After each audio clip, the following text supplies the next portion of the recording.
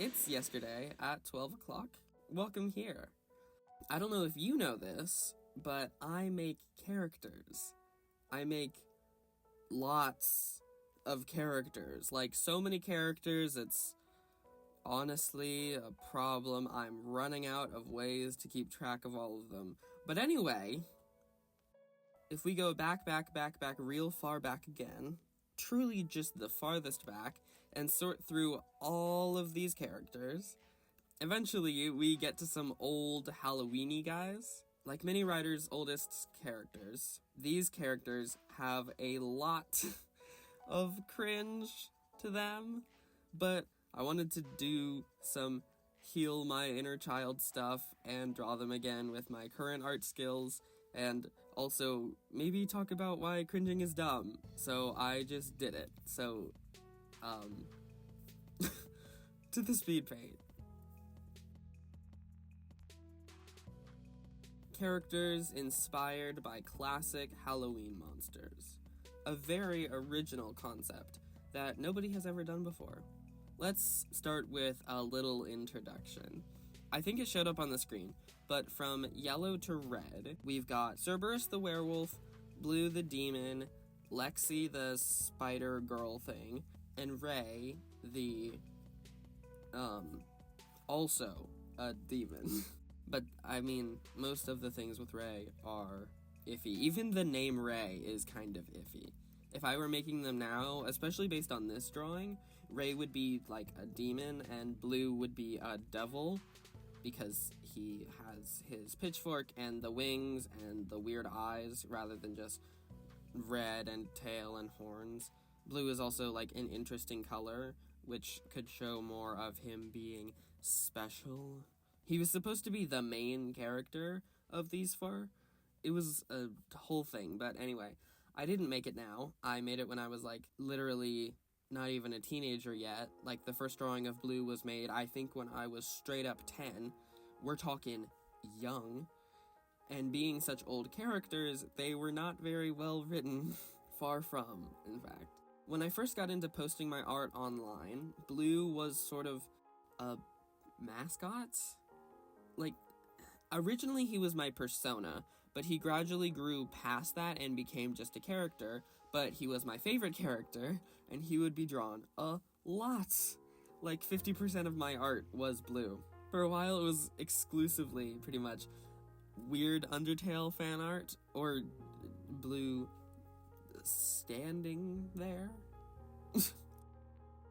God, it's hard to talk about Blue. He's getting his own video, kind of. I'm working on it, but it's just taking forever. He had a whole thing. He was, okay, so he was this one specific type of Mary Sue, which I don't remember who it was. Maybe it was Overly Sarcastic Productions, but someone broke down Mary Sues into 3 different types, and forever my mind was expanded, and I can't not think of the concept as these 3 different, like, branches. By the way, a Mary Sue, if you don't know, is, like, usually it's seen as, like, a self-insert character, but it's, like, a character that's the main character, and everyone likes them, and usually they're good at everything, and everything just is always about them, but they're just not very interesting because they don't have any flaws. That's a general description of a Mary Sue. But Blue was a specific type. Blue was Grim Mary Sue. Almost literally, because he was usually a Grim Reaper of some kind, while also being a demon. He was Edgelord Mary Sue. He had relatively a good bit of story, but often just by story, I meant repeated fictional trauma on this poor fictional boy. He had scars up the back of his wings that made it so every time he flew, he would, like, come dramatically crashing down, and, like, he was just the most depressed, and I started drawing him with black tears running down his face because, he's just so tragic and emo. There was this severe contrast with him where I almost had 2 different stories going at the same time, and this is where the other characters start to come in. Blue needed to be the dark, traumatized edgelord, So I made Lexi to give more edgy backstory. Lexi was his spider ex-girlfriend, who was basically Jennifer from Jennifer's Body. Very, like, I lure men to my web and then eat them. But, of course, the guy she liked the most of all of the guys that she wanted to seduce and drain and eat was Blue, because Mary Sue. But he was already dead because edgelord. So instead, she got the satisfaction of eating him by just, like, being awful to him and luring and seducing and eating any of the guys that he liked, and also just extra people in general sometimes, just like eating more people in general if he was a reaper in the version I was writing, because that meant that she got to see him more. It was just yandere, seductress, whatever, with absolutely no thought put into her past the context of Blue. Again, because Mary Sue. Really great all around. And then Cerberus was like the other side of the fence, where on one side we got Blue being emo and grimdark and stuff with Lexi, and on the other side there was just me wanting to have a more Halloween style story, like with a Monster High vibe. Like, it's so weird because Cerberus wasn't made with the idea of being friends with Blue, but I always just kind of assumed that he was, which is weird because they're my own characters.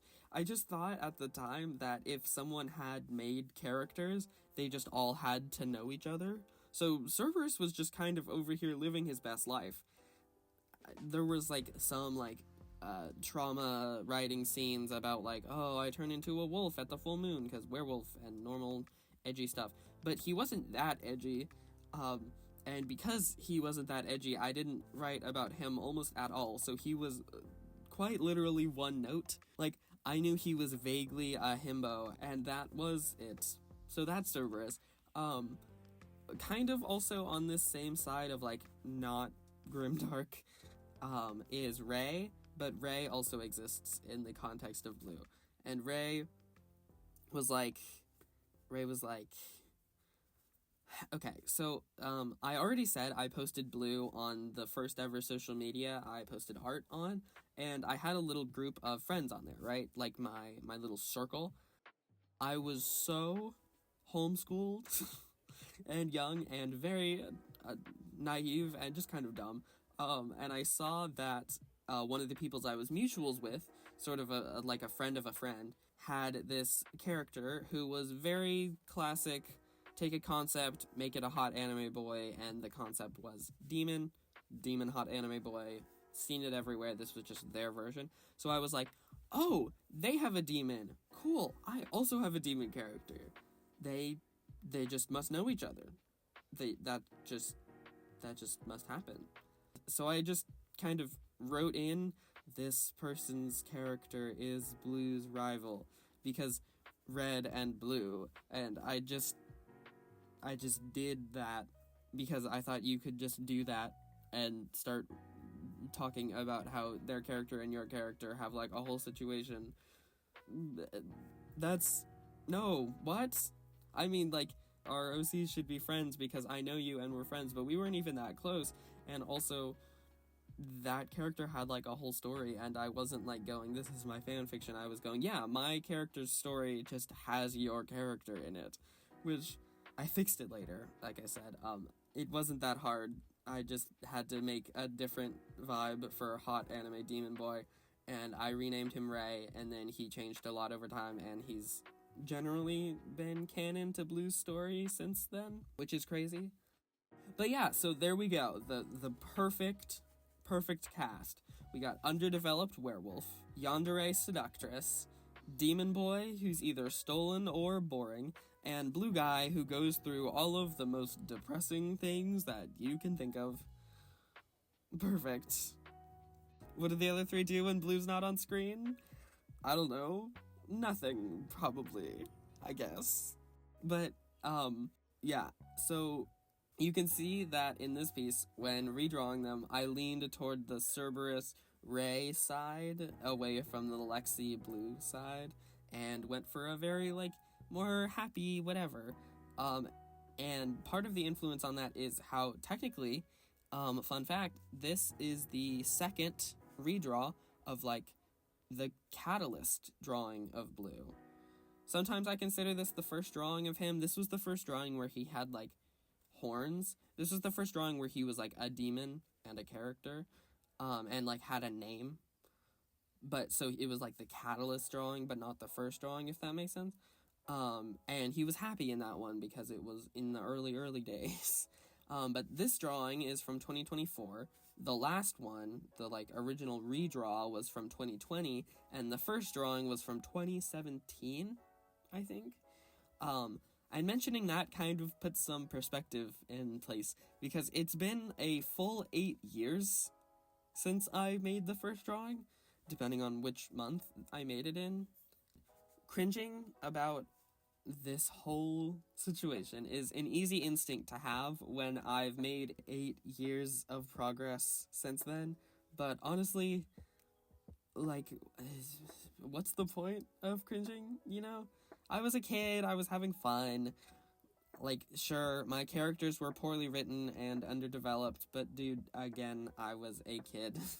I had yet to learn what I was doing. And while most of the video was spent talking about how embarrassing these old characters are and explaining their poorly writtenness, really what I want the point of this video to be kind of is how cringing at that is stupid. Like, look at me, I'm still redrawing them, and I'm having a blast. So much nostalgia and so much potential, honestly, in these characters that just took a while to cook down into something that I knew how to use. Like, looking at this now, I see so many characters that I'm actively writing that remind me of this group. Like, for a very evident, like, visually striking example, Lexi, the Spider Girl, and Scro are very clearly cut from the same cloth. Similar personalities too, and both ex-love interests of a writer archetype character. Just, Scro is better written now that I have more experience as a writer and know how to do that. And, oh yeah, I mentioned the writer archetype. Every story that I have written has a character from this sort of lineup of characters that all stemmed from Blue. Blue was the first one. And there's just so many now. These 4 characters were like the seeds that needed to be planted for my writing to become what it is today. And that means, while acknowledging that, yeah, the writing is very premature, it was an absolutely crucial part of my creative journey. And honestly, not to get too real, but these characters also kind of helped me with my life journey in general, because it was a big step in my writing, which I do as, like, my life. But hello, I'm a queer creator, and Blue and his variants were the first few characters I actively wrote about, like, being gay and having gay experiences, which was vital to my own understanding of myself. I still do that sort of thing today, where there's a bunch of characters that I have had the instinct to give a certain experience or a certain label to, and then as I wrote them, I realized I was writing from experience of some kind, or questions of some kind. But even if it hadn't, these characters still taught me how to write and draw, so, like, cringing at them is stupid. And one really upsetting part about, like, cringe culture, especially when it comes to art, is that it's so discouraging, because you're talking to kids. That's a kid.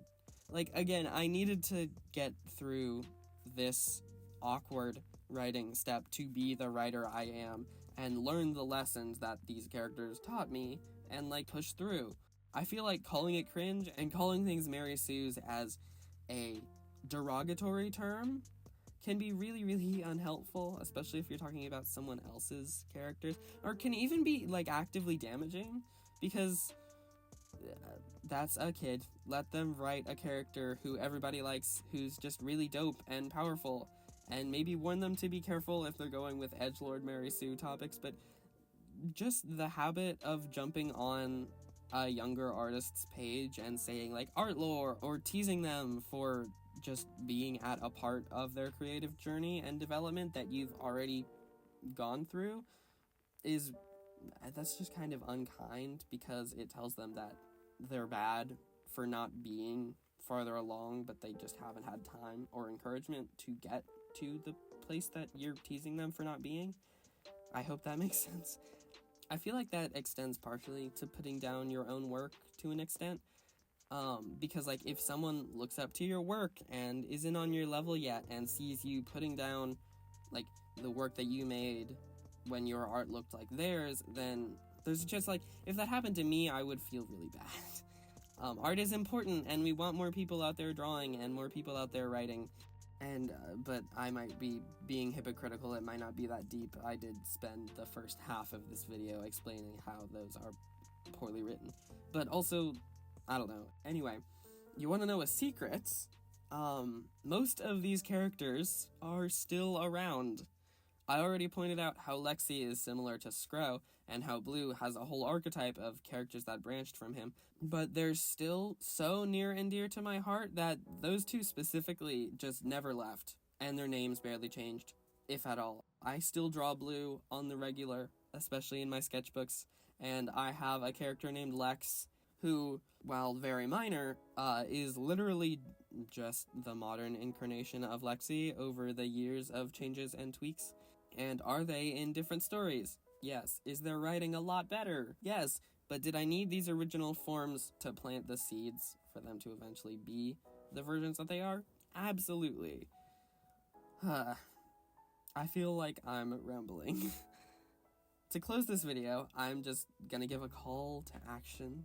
Redraw some of your old characters, and don't update their designs too much. Just impress your kid self by redrawing them how you wanted them to look back then. And then smile, because you'll feel the warm sort of fuzzies of childhood again. I really liked making this drawing. I don't know if you noticed. Originally, it was just going to be a simple overlay for my writer archetype Blue video that I'm working on. But I liked it enough that it snowballed into this whole thing. Making things comes with curveballs sometimes. I hope you enjoyed my rant, though. Happy spooky season. Enjoy your candy, stay hydrated, drink your water, and I hope you had a great day yesterday. Bye.